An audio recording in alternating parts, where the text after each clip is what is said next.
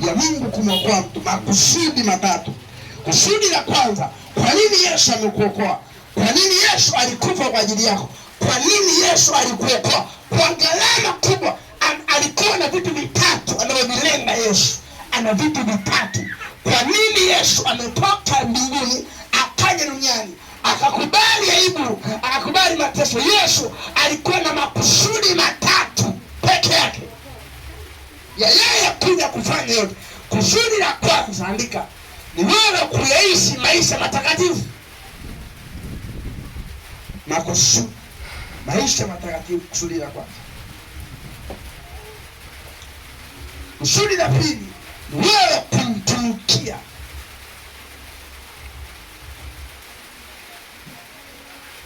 Kusudi la tatu, ambalo ni kubwa kabisa, ili wewe uurithi uzima wa milele.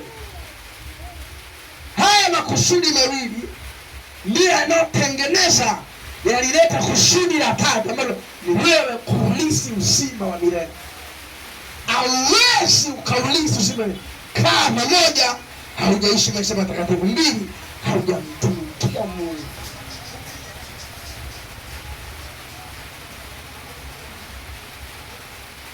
Anamwambia utakatifu ni target kubwa ya Mungu. Maisha matakatifu. Nini maana ya utakatifu? Holiness. Holiness ni hali ya kutokuwa na uchafu. Utakatifu ni hali ya kutokuwa mchafu, ni hali ya kutokuwa na dhambi. Dhambi ni hali ya kutokuwa mchafu, ni hali ya kutokuwa na dhambi. Ndio maana utakatifu. Fungua kitabu cha Wathesalonike wa kwanza sura ya 4 mstari wa 7. Andika Wathesalonike wa kwanza 4:7. Andika pia Wathesalonike wa pili 2:13 hadi 14. Andika pia Petro wa kwanza 1:12 na Petro hiyo wa kwanza 3 mstari wa 10. Kuishi maisha matakatifu. Ni lazima unapookolewa uvae mpya. Ni lazima unapookolewa uvae mwili mpya. Efeso 4:24. Mwili unafanywa upya, si wanyama. Tunaongelea, tuna miili ya aina mbili. Kuna mwili wa dunia na mwili wa mbinguni. Sasa huu mwili hapa huu Yesu anaufanya upya. Anaufanya upya vile anavyopenda.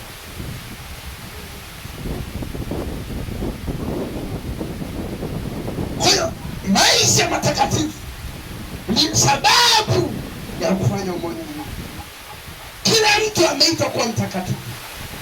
Utakatifu hauna cha mchungaji wala hauna cha shemasi. Utakatifu ni kwa kila mtu amwaminie Kristo. Shetani akakutengenezea mifumo ambayo anajua wewe hautaweza kuyaishi maisha matakatifu.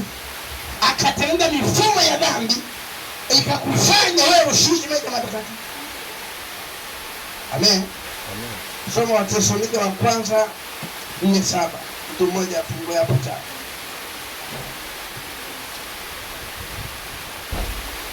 Na mwingine afungue Wathesalonike wa pili 2:13. Kwa hiyo lazima kwa gharama yoyote ulipe gharama ya kushinda dhambi. Kwa gharama yoyote, kwa gharama yoyote lazima ukubali kuishinda dhambi. Kwa nini? Adui wa kwanza wa mtu sio shetani. Adui wa kwanza wa mtu ni dhambi. Dhambi ndio adui wako wa kwanza. Kuna mahali hautafika mpaka uache dhambi. Kuna vitu vinatokea mpaka ushinde dhambi. Bwana asifiwe sana. Amen. Na mtu hapa ananielewa? Amina. Somea Wathesalonike wa kwanza 4:7. Tunasema Wathesalonike wa kwanza 4:7. Mstari wa 7. Ndio. Maana Mungu hakukuitia uchafu, bali tuwe katika utakaso. Unaona? Maana Mungu hakutuitia uchafu, bali tuwe katika utakaso. Mungu alipokuita wewe, hakukuita uendelee kuishi maisha ya dhambi. Alikuita mmoja akutakase ili uishi maisha yaliyo safi. Kwa shetani akijua huyu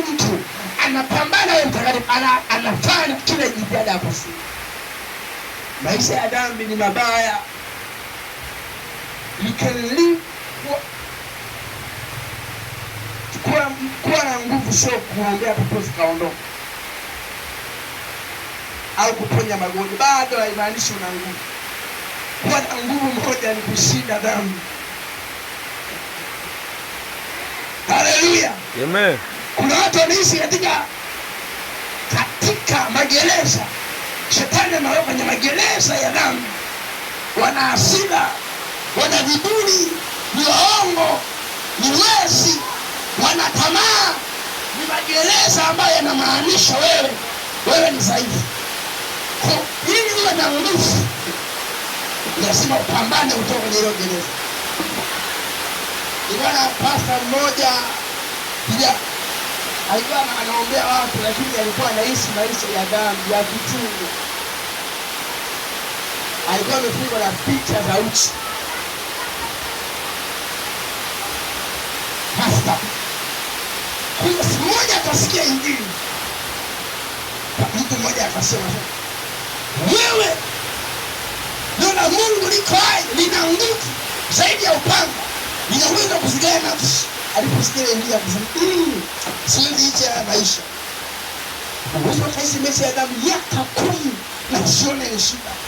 Miaka na usione shida. Kuna shida. Kwani dhambi ile iliyowekwa kupeleka dhambi ya kuzuia polisi nzima ni Yesu alikulipia uchafu bali takasha. Lazima ukubali gharama za maisha matakatifu. Amen. Kuna gharama za kuishi maisha matakatifu. Kinywa chako lazima kikubali kuomba sana. Mungu hapa anifundisha hivi. Upako unavutia kila aina ya vitu vibaya. Unaweza kusema nikiwa na upako nitakuwa salama. Upako haukuwa niwe salama. Upako unainua joto. Unainua, yaani ukiwa na upako, tabia zile mbaya kama sivyo zitaonekana. Bwana asifiwe sana. Basi upako, ukiwa na upako, yaani upako na dhambi ni yaani vinatafutana kuliko kawaida. Na maana hizi mchungaji kuanguka kuliko mshirika wani. Mtu yoyote ambaye Mungu akimwanointi akimpaka, dhambi na mtafuta. Bwana asifiwe sana. Amen. Kwa njia nzuri ya kushinda dhambi, wewe mwenye upako ni kukaa sana magotini. Kwa nini? Dhambi, upako unavutia dhambi. Amen. Amen. Upako unavutia nini? Dhambi. Anointing inavutia dhambi. Yaani wewe kama una upako, dhambi itakutafuta sana. Juzi nilikuwa naongea na mtumishi mmoja. Kaambia kijana wangu mdogo. Naambia wewe ndio ushinde dhambi. Bwana mpa maelekezo. Naambia mtumishi, yaani siku hizi hii kama inanisumbua. Kisha hapa. Mimi upako unaivutia. Kwa nini Potifa? Mko hapo Potifa akamtamani Yusufu. Ni upako ulikuwa unatafuta. Amen. Amen. Kama una upako, dhambi inakutafuta. Mwangalie na Samson. Mwangalie Daudi. Mwangalie Saul. Upako. Oh. Kwa dhambi ni mbaya. Dhambi ni mbaya. Nimeona madhara ya dhambi. Ndio maana nakwambia hapa. Nimeona watu wanapoteza huduma zao kwa sababu ya dhambi. Ni mahali utafika ibada utaacha. Ni mahali utafika utaacha vyo kutaki dhambi kishaingia. Ulikuwa unaanza kuwa mchungaji ile mwanzo anaanza kufa. Na ukopa kwenda nje ya lengo. Mungu alikuta kuwa mchungaji na utaki. Mungu alikuta umtumikie na utaki. Shetani akishaingiza maisha ya dhambi, tayari anajua wewe utakuwa wapi na atakutengeneza vile anavyotaka. Angalia ni mahali gani pana kusimama. Paulo anawaambia katika Waebrania, anawaambia Waebrania ile sura ya 12 mstari wa kwanza. Na nasema na tuweke kando kila mizigo ile dhambi tusibayo kwa upesi, na tupige mbio kwa saburi katika ile mashindano ya Yesu, kuna dhambi kuingia kwa upesi. Dhambi kuingia kwa hiyo ndio ya kupambana nayo. Lazima ujue ni maeneo gani mimi ni dhaifu. Amen. Amen. Kwa maisha matakatifu ndio tumeitwa tuyaishi. Sio kukaa katika dhambi. Sio kukaa katika uchafu. Dhambi ina tabia moja, andika hii tabia. Dhambi hairidhishi. Dhambi inaaibisha.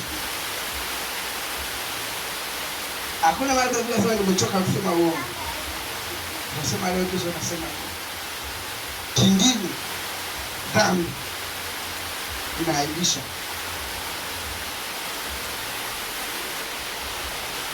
Kutoka kuna dhambi unahisi aibu.